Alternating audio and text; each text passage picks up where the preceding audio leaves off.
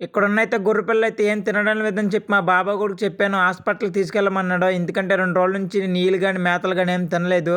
దానికి ఏమైందని చెప్పి డాక్టర్ అయితే పరిశీలిస్తున్నాడు. చూసారు కదా! దానికైతే కాలు పట్లు అనుకున్నాం. కానీ దానికి ఏమైందని చెప్పి బల్ల మీదైతే పడుకోబెట్టి జ్వరం అయితే చూసాడు. కానీ 120 జ్వరం వచ్చిందంట. ఆ జ్వరం తగ్గడానికైతే ఎర్రగా ఉన్న ఒక ఇంజెక్షన్ అయితే మెడకాడ నరానికైతే పొడిచాడు. ఆ నీరసం తగ్గి కాళ్ళు పట్లు పోవడానికైతే బలం రావడానికి విటమిన్ సి టాబ్లెట్ ఒకటేసాడు.